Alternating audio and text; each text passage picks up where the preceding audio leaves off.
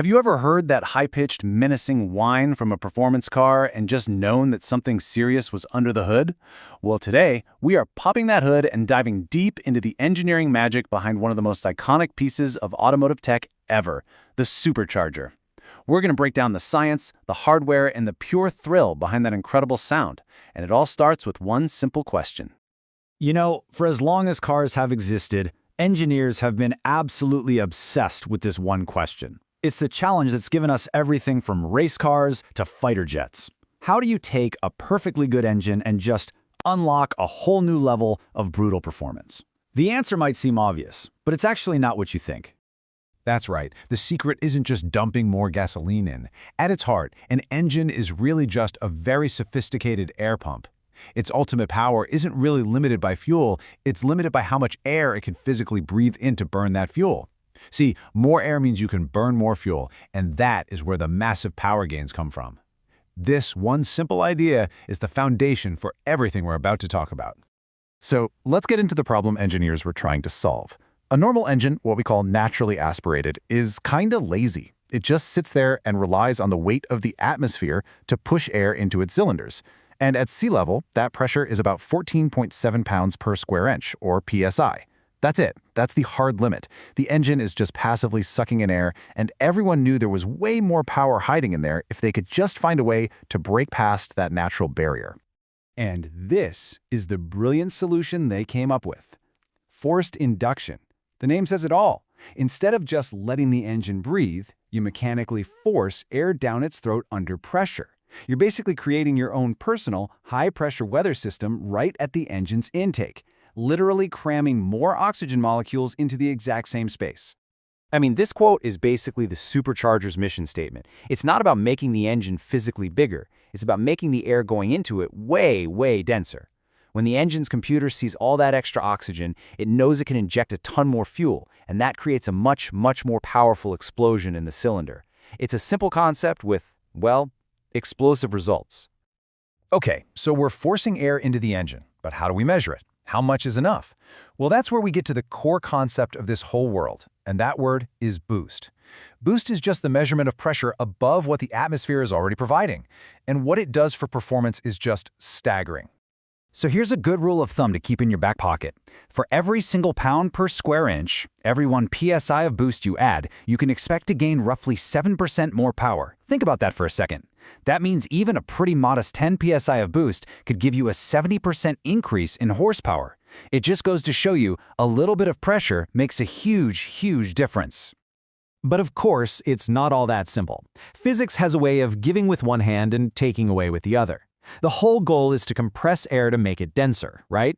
Well, a basic law of physics says that when you compress any gas, its temperature goes way up. And hot air is the absolute enemy of performance. It's less dense, which defeats the purpose, and it dramatically increases the risk of something called engine knock, or detonation. That's when the fuel explodes violently instead of burning smoothly, which can destroy an engine. And there's one more catch. There's always a catch, isn't there? Unlike a turbocharger, which is spun by free energy from the exhaust, a supercharger is driven directly by the engine's crankshaft, usually with a big belt. What that means is the supercharger is actually stealing some of the engine's own power just to spin itself. We call this parasitic loss.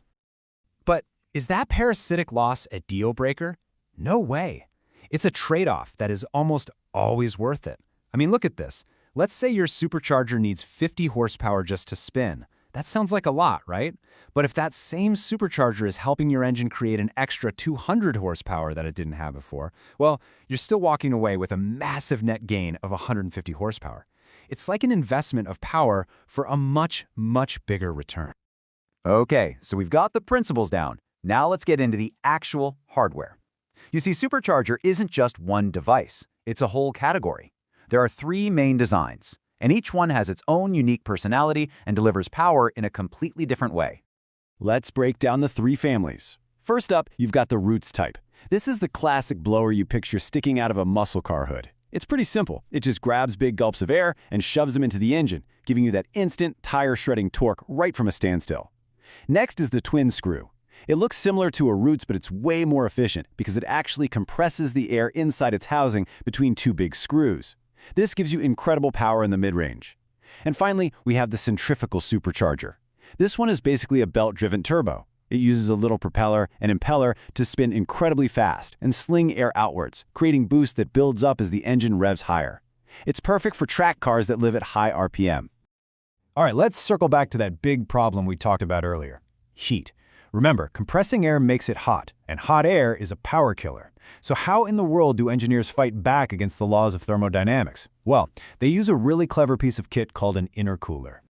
The process is actually pretty simple, but it's genius. So the supercharger does its thing, compressing the air and making it super hot. But, and this is the key, before that hot air gets anywhere near the engine, it gets sent through the intercooler. The intercooler is just a radiator for air. It uses either outside air or liquid to pull all that heat out, making the air charge cool and dense again before it goes into the engine. This one component is what makes modern, high-boost supercharging possible and reliable. So we've covered the physics, we've covered the hardware, but what does all this engineering actually feel like when you're sitting in the driver's seat? This is where superchargers have built their legendary reputation. It's about way more than just numbers on a spreadsheet. The whole supercharged experience really comes down to three things. First, instant power.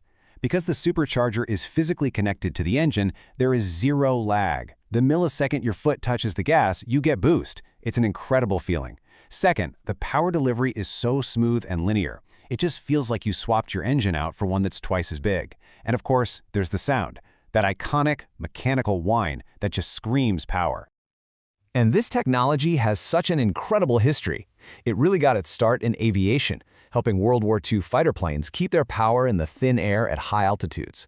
Then it came down to earth and completely defined the American muscle car era in the 1960s. And today, it's the heart and soul of some of the most powerful production cars ever made, from the Dodge Hellcat to the Shelby GT500. It's a technology that has been proving itself for almost 100 years. So at the end of the day, a supercharger is so much more than just a part you bolt on. It is a direct, brutal, mechanical solution to the age-old quest for power. It's this beautiful mix of raw physics and brilliant engineering that creates an experience that's immediate, visceral, and completely unforgettable. It really is the sound of instant power.